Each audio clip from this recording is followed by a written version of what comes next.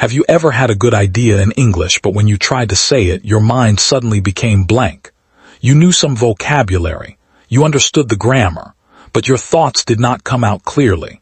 If this happens to you, you are not alone. Many English learners do not only struggle with words, they struggle with the way their mind reacts when it is time to speak. In today's video, we are going to explore something deeper than grammar and vocabulary. We are going to talk about your mind, your habits, your inner fear, and the hidden blocks that stop you from speaking English naturally. If you want to stop overthinking, stop translating every sentence, and finally feel free when you speak English, this lesson is for you. Stay with me, because what you learn today can completely change the way you learn and speak English. To speak English well, you do not only need words. You also need mental freedom. Many learners think their biggest problem is grammar, vocabulary, or pronunciation, but often the real problem is inside the mind. Fear of mistakes, fear of judgment, overthinking, low confidence, and the habit of translating every sentence can create a wall between your knowledge and your speaking ability. This is why some students study English for years but still feel blocked when they open their mouth. Unlocking your mind means removing those blocks. It means training your brain to stay calm, think clearly, and trust the English you already know. When your mind becomes more open and relaxed, speaking becomes easier, faster, and more natural. In this lesson, you will discover practical and powerful ideas that can help you unlock your mind to speak English with more confidence. These ideas are simple, realistic, and effective for B1 learners, and if you use them regularly, they can change the way you communicate forever. Stop fighting with every mistake.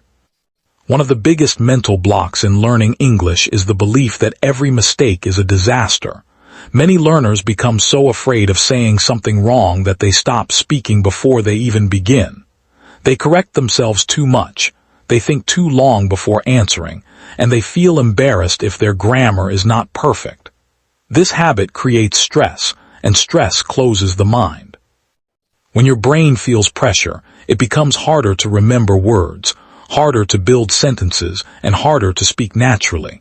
That is why one of the most important steps in unlocking your mind to speak English is learning how to stop fighting with every mistake. Mistakes are not proof that you are bad at English. They are proof that you are using English, and that is exactly how progress happens. Think about a child learning to walk. Nobody expects that child to stand up and walk perfectly on the first day. The child falls, tries again, loses balance, stands up again, and slowly becomes stronger. Language learning works in the same way. If you want to become a confident speaker, you must give yourself permission to make mistakes and continue anyway. This does not mean mistakes are unimportant. It means they should be treated as teachers, not enemies. Every mistake gives you information. It shows you which grammar rule needs more attention, which word you forgot, or which sound is still difficult for you. That information is useful. It helps you improve. But if you turn every mistake into shame, your brain will start connecting English with fear, and then speaking will always feel heavy and uncomfortable. A better approach is to notice the mistake, learn from it, and keep going. For example, if you say, "He go to school every day," and later remember that it should be "he goes to school every day." Do not attack yourself with negative thoughts. Just repeat the correct sentence, understand the rule, and move on. That simple habit protects your confidence and keeps your mind open. Another important truth is that communication matters more than perfection. In real life, people usually care more about your message than your grammar. If someone understands your idea, then your English is already doing its job. Native speakers also make mistakes, restart sentences, forget words, and correct themselves while talking. The difference is that they do not stop because of it. They continue speaking. You can train yourself to do the same. When you accept that mistakes are a natural part of the journey, your mind becomes calmer. You stop trying to sound perfect and you start focusing on expressing real ideas. This is the moment when speaking begins to feel more natural. Over time, that mental freedom becomes confidence. So if you truly want to unlock your mind to speak English, start by changing your relationship with mistakes. Do not let them control your voice. Let them guide your growth. Every mistake you survive makes you stronger. Every correction teaches you something useful. And every time you keep speaking after an error, you are training your mind to become braver, freer, and more ready for real English communication. Many English learners do not have a speaking problem because they lack vocabulary. Their real problem is that their mind becomes full of pressure the moment they try to speak. They begin thinking, what if I say it wrong? What if I forget the word? What if people laugh at me? What if my grammar is bad? In that moment, English is no longer just a language task. It becomes an emotional battle. Fear takes control of the mind, and when fear becomes stronger than focus, speaking becomes slow, stressful, and confusing. This is why unlocking your mind to speak English is not only about learning more words. It is also about changing the way your brain reacts before and during speaking. One of the most powerful things you can do is train your brain to move away from fear and move toward communication. Instead of asking yourself, will I speak perfectly? Ask, can I express my idea clearly enough? That small change can reduce pressure immediately. Perfection creates stress, but communication creates freedom. When your goal is to share meaning, not to perform perfectly, your brain relaxes and works better. Another useful step is to prepare your mind before you speak. If you know you are going to have a conversation, take a minute to calm yourself and think in simple English before it begins. You can quietly say to yourself, I do not need perfect English. I only need clear English. I can speak slowly. I can correct myself. I can keep going. These simple thoughts may seem small, but they help replace panic with control. Over time, your brain starts to believe them. It is also important to stop seeing silence as safety. Many learners stay quiet because silence feels safer than making a mistake. But silence also keeps the mind weak. Every time you stay silent out of fear, your brain learns that English is dangerous. Every time you speak, even with mistakes, your brain learns that English is possible. This is why small speaking actions are so important. You do not need to begin with difficult conversations. Start by saying your thoughts aloud in English while you are alone. Describe what you are doing, what you are planning, or how your day feels. Say things like, I need to finish my homework tonight, or this video is interesting because it explains real problems. These small moments teach your brain that speaking English is normal, not threatening. Another strong habit is learning how to continue when your mind goes blank. This happens to everyone. The key is not to panic. If you forget a word, explain it in a different way. If you lose your sentence, pause and restart with simpler words. Real confidence does not mean you never get stuck. It means you know how to move forward when you do. That is a very important difference. Your mind becomes stronger when it sees that a mistake, a pause, or a forgotten word is not the end of communication. It is just part of it. You should also remember that progress in speaking often begins in the mind before it appears in your mouth. The way you talk to yourself matters. If you keep repeating, my English is terrible, or I will never speak well, your brain will carry that fear into every conversation. But if you say, I am improving every time I speak, or I can communicate better than before, you create a healthier mental environment for growth. Confidence is not magic. It is built through repeated proof that you can survive speaking, learn from it, and do it again. So if you want to unlock your mind to speak English, do not only study vocabulary and grammar. Train your thoughts too. Teach your brain that English is not a test to fear, but a tool to use. When your mind stops expecting failure and starts accepting progress, speaking becomes lighter, clearer, and much more natural. One of the biggest hidden problems in speaking English is the habit of translating everything from your native language before you speak. Many learners do this without even noticing it. First, they create the idea in their own language, then they search for English words, then they check the grammar, and only after that do they speak. This process may seem helpful at first, but in reality it makes speaking much slower, more stressful, and much less natural. While your mind is busy translating, the conversation continues, the other person is waiting, and your confidence starts to fall. That is why unlocking your mind to speak English requires something very important. You must train your brain to think more directly in English. This does not mean you need advanced vocabulary or perfect grammar. It simply means building a direct connection between your ideas and simple English words. Start with your daily life. When you wake up, do not describe your morning in your native language and then translate it. Instead, look around and think in very easy English.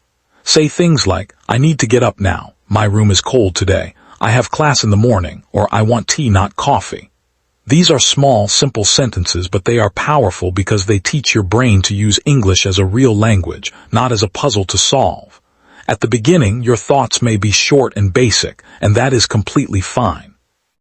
The goal is not to sound impressive. The goal is to reduce the distance between your mind and your speaking. Another useful method is to speak about actions while you are doing them. While cooking, you can say, I am cutting the vegetables, the water is boiling, or I need more salt. While walking outside, you can describe what you see. There are many people here, the weather is sunny, or that car is moving too fast. This kind of practice helps your brain connect English with real-life situations, and that is exactly what fluent speakers do naturally. Reading and listening can also support this change if you use them in the right way. When you read a short text or listen to a podcast, do not only try to understand it. Afterward, close it and explain the main idea in your own simple English. This forces your brain to produce language directly instead of repeating or translating. At first, you may forget words or feel slow, but that is part of the training. You are teaching your brain a new habit. Another important part of this process is learning how to stay calm when you do not know a word. If you stop every time one word is missing, your mind will quickly return to translation mode. Instead, try to explain the idea using easier words. For example, if you forget the word umbrella, you can say, the thing people use when it rains. If you forget pillow, you can say, the soft thing under your head when you sleep. This is a very important speaking skill because it keeps communication alive. Real fluency is not about knowing every word. It is about knowing how to continue. Over time, this habit makes your mind more flexible and less afraid. You also begin to notice something exciting. Your speaking becomes faster because your brain is no longer building every sentence through another language first. It begins to trust English more. That trust is one of the keys to confidence. The more often you think in English, even in small ways, the more natural speaking becomes. Little by little, your mind stops asking, how do I translate this? And starts asking, how can I express this? That change is powerful. It removes pressure, reduces hesitation, and opens the door to more natural conversation. So if you truly want to unlock your mind to speak English, stop treating English as a translation exercise. Start treating it as a living language that belongs in your daily thoughts. When English becomes part of the way you think, it will slowly become part of the way you speak, with more speed, more freedom, and much more confidence. Many learners try to improve their English by studying harder, memorizing more words, or watching more videos, but they ignore one very important part of speaking, the emotional space inside the mind. If your mind feels unsafe when you speak English, your progress becomes slower, even if your vocabulary is growing. A safe mental space means that your brain does not feel attacked every time you open your mouth. It means you are not speaking under the heavy pressure of shame, fear, and self-judgment. This matters because the brain learns best when it feels calm, focused, and open. If every speaking moment feels like a test, your brain will protect itself by becoming silent, confused, or tense. That is why unlocking your mind to speak English also means creating a kinder inner environment where learning can happen naturally. Start by paying attention to the way you speak to yourself when you make a mistake. Some learners say things like, my English is terrible, I always sound stupid, or I can never speak well. These thoughts may seem small, but they are powerful. If you repeat them often, your brain starts to believe that English is connected to failure and each conversation becomes more stressful. A better habit is to replace those thoughts with calm and useful ones. Instead of saying, I am bad at English, say, I am still learning and this is part of the process. Instead of saying, I always forget words, say, I am building my vocabulary step by step. This is not fake positivity. It is mental training. You are teaching your brain to stay supportive instead of destructive. Another important part of a safe mental space is allowing yourself to speak slowly. Many learners rush because they think speaking fast means speaking well. But speed is not the goal. Clear communication is the goal. When you give yourself permission to pause, breathe, and choose simple words, your mind stays calmer and your speaking becomes more natural. Slow speaking is not weakness. In fact, it often shows control. You should also choose practice environments that help your confidence grow instead of destroying it. If possible, speak with people who are patient, encouraging, and willing to listen. If you do not have that kind of partner, start by practicing alone. Talk to yourself, record your voice, read aloud, or answer simple questions in English. These private moments may seem basic, but they are powerful because they remove social pressure and give your brain a chance to build comfort. Another useful habit is to separate your identity from your current level. Your English level today is not your value as a person. Struggling with a language does not mean you are weak, unintelligent, or incapable. It only means you are in the middle of learning something difficult, and that takes time. The moment you stop treating every speaking problem as a personal failure, your mind becomes lighter. You become more willing to try, more open to correction, and less afraid of being imperfect. It also helps to remember your purpose. Why do you want to speak English? Maybe you want to study abroad, get a better job, travel, make international friends, or express your ideas to the world. That purpose can protect your motivation when your confidence feels low. It reminds you that English is not just a school subject. It is a bridge to a bigger future. When your mind feels safe, your focus changes. You stop asking, "What if I fail?" and start asking, "How can I express this better?" That shift is powerful. It moves you from fear to growth. Over time, a safe mental space becomes one of your greatest strengths. It allows you to practice more often, recover from mistakes faster, and stay consistent even on difficult days. So if you truly want to unlock your mind to speak English, do not only feed your brain with vocabulary and grammar, also protect it from unnecessary fear. Build a space where English feels possible, where mistakes do not destroy your confidence, and where your voice is allowed to grow naturally. When your mind feels safe, your English becomes stronger, clearer, and much more alive. Many learners think repetition is boring, old-fashioned, or only useful for children. But in reality, repetition is one of the most powerful tools for unlocking your mind to speak English. When you repeat useful words, natural sentence patterns, and common expressions many times, you are not simply memorizing language. You are training your brain to recognize English faster, produce it more easily, and trust it more during real conversations. One of the biggest reasons speaking feels difficult is that the brain still sees English as something unfamiliar. It has to work too hard to find words, build sentences, and choose grammar. That is why speaking can feel slow and heavy. Repetition changes this. It helps move English from the thinking too much stage into the using it more naturally stage.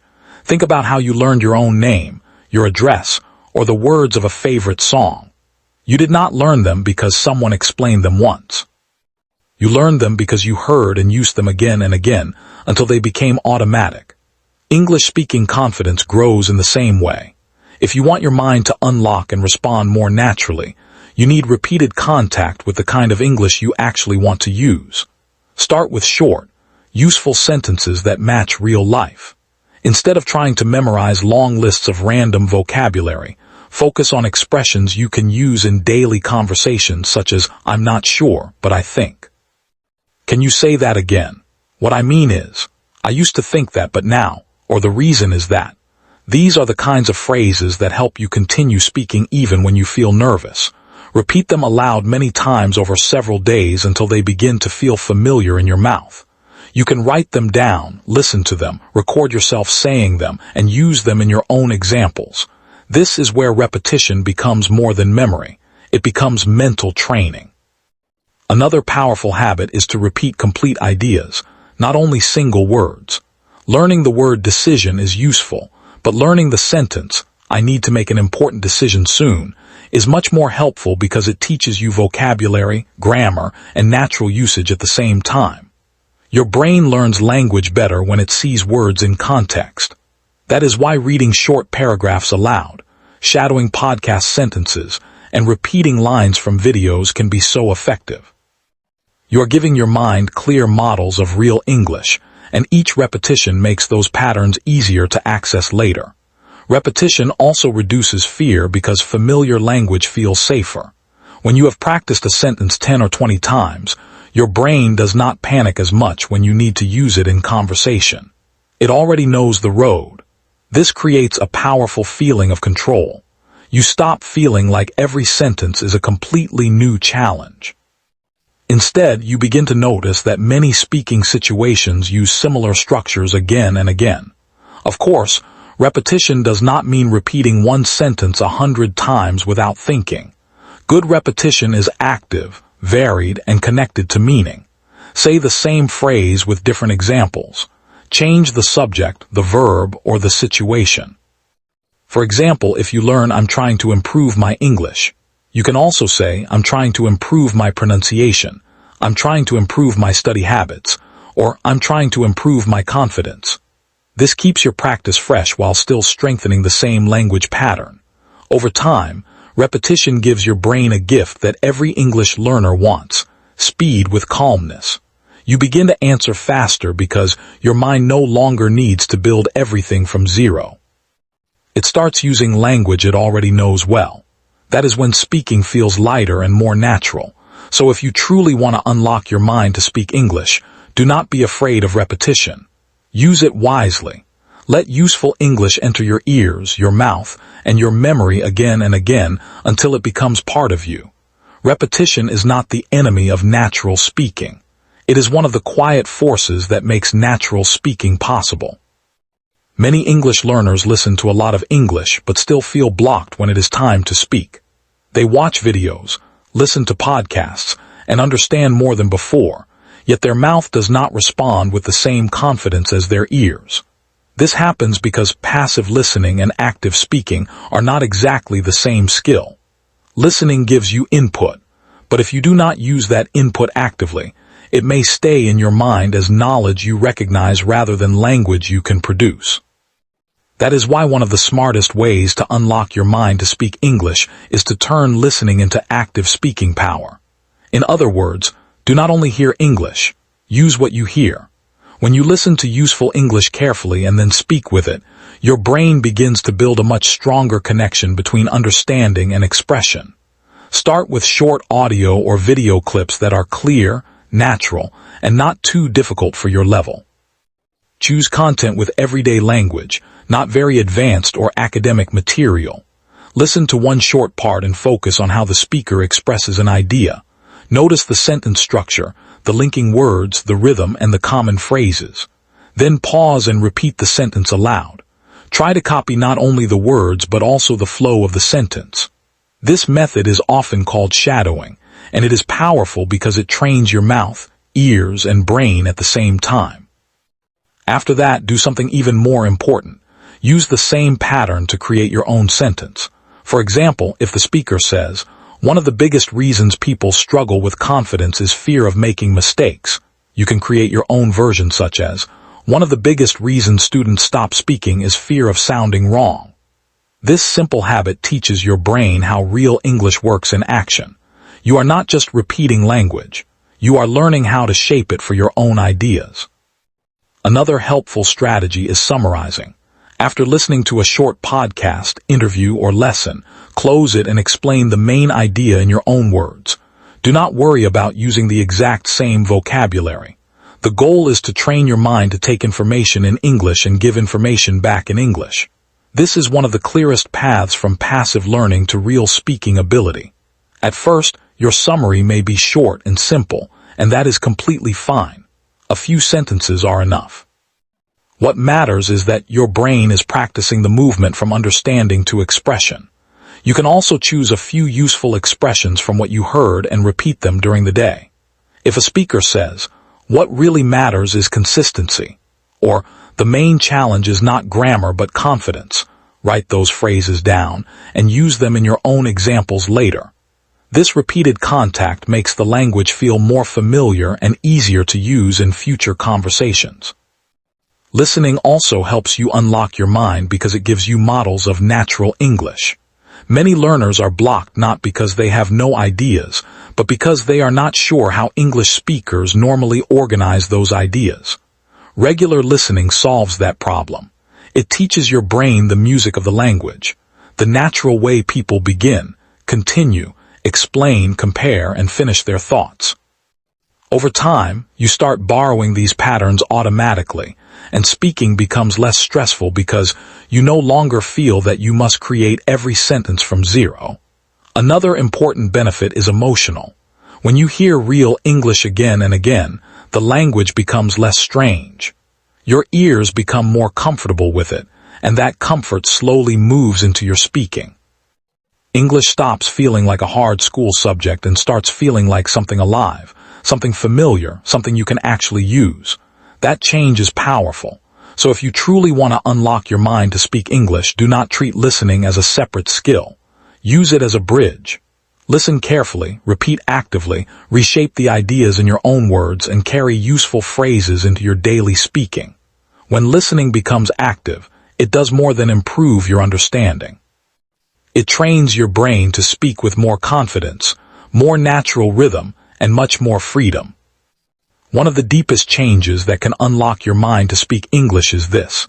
Stop seeing English only as a school subject and start seeing it as part of who you are becoming.